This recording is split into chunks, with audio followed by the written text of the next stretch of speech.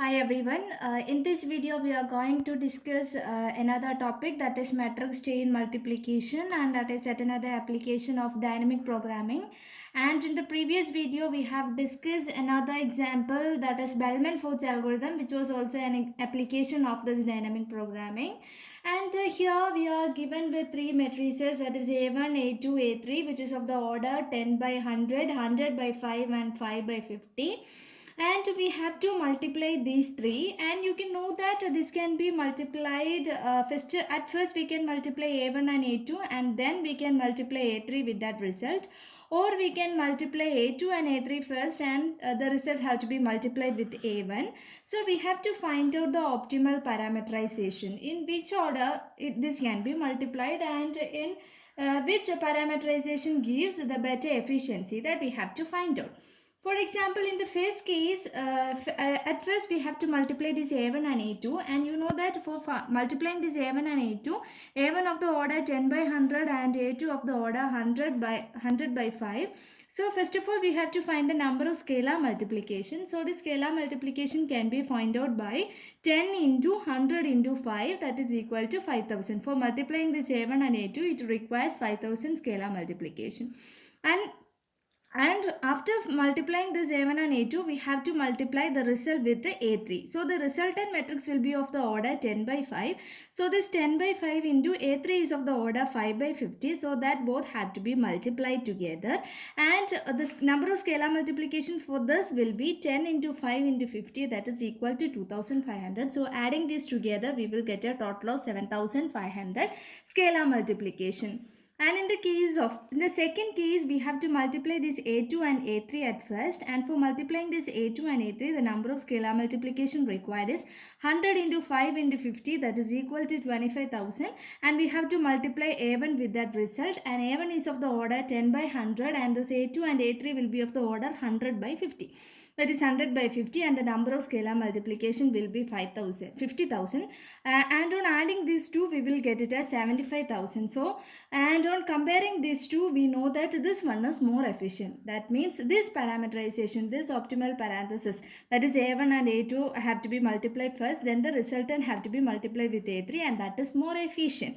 So we have to find out the optimal parameterization for this, and that is a major aim of this matrix chain multiplication. So we can consider an example. And for finding the optimal parameterization, we have an equation, that is for multiplying m of ij. We have to consider the minimum of m of ik plus m of k plus 1j plus p of I minus 1 pk and pj. And I will make it clear for you guys through the example. That is, we have four matrices a1, a2, a3 and a4, and this is the order, and we have to multiply this, and we have to find the optimal parameterization for multiplication. So this 10 will be p0, this 20, that is both these are equal, so we have to take it as p1, and this 30 is p2, the 40 it is p3, and this 30 it is p4, that is the p which is represented over here. And we have to consider two boxes, that is m and s, and I will say, and I will explain to you what's the usage of this m and s boxes. So let us consider, first of all, we have to multiply, that is a11, that is in the case of m11, m12, 13, 14, and all these boxes we have to fill, and I will show you how to fill these boxes. First of all, we can multiply a1, a2, that is a12 box we have to fill, then a23 box and a34 box. And for this a1, a2 can be multiplied by, a1 is of the order 10 into 20, and a2 was of the order 20 by 30. So that can be multiplied by 10 into 20 into 30, that is 6000. And for a2, a3 is of the order 20 by 30, and a3 was of the order 30 by 40. So they can be multiplied by 20 into 30 into 40, that is equal to 24,000. And a3 into a4. a3 was of the order 30 by 40, and a4 was of the order 40 by 30, and they can be multiplied. So 30 into 40 into 30, that is equal to 36,000. So that has to be filled in this box, in the M box. That is here for M12, that is M12 we got it as 6,000, right? That is M12, it is equal to 6,000. Then A23. A23 it is equal to 24,000. A23 it is equal to 24,000. And in the case of A34 we got it as 36,000. A34 it is equal to 36,000. Okay, now we have to find A13, A24 and this A14. That is what we have to find out, and that can be find out by using this equation. That is, I will explain to you. We have to find 1, 3. So for this A13, we have to find out this 3 minus 1, that is equal to 2, and we have to find out the minimum from two expressions. That is, first of all we have to calculate for k is equal to 1 and k is equal to 2. That is, we have to find fill the box of 1, 3. Therefore k will vary from 1 to 2. So we have to find out a minimum of m of ik. I is here, I is equal to 1 and k is equal to 1 and j it is equal to 3. So m of ik means m of 1 1 plus m of k plus 1 j, that is k it is 1. So k plus 1 will be 2. Therefore m of 2 plus 3 plus p of I minus 1, that is p0, pk means p1 and pj, that is equal to p3. And in the case of k is equal to 2, similarly m of ik, that is m of 1 2, and then m of k plus 1 j, k is equal to 2, so k plus 1 is 3 and j is also 3, plus p of I minus 1, p0, pk, p2 and pj, that is equal to p3, and we have to calculate the value of this. And you know that m of 1 1, that is equal to 0, and m of 2 3 we got it as 24,000, that 24,000. Then p0 into p1 into p3, that is p0 it is 10, p1 it is 20 and p3 it is 40. Though 10 into 20 into 40, there we got the answer as 32,000, and for by calculating this we will get the answer as 18,000. So, and on considering these two, we have to take the minimum, right? Here it is written as minimum. So the minimum value is 18,000. So for M13, we will find it as 18,000. Okay. So here we have to write this.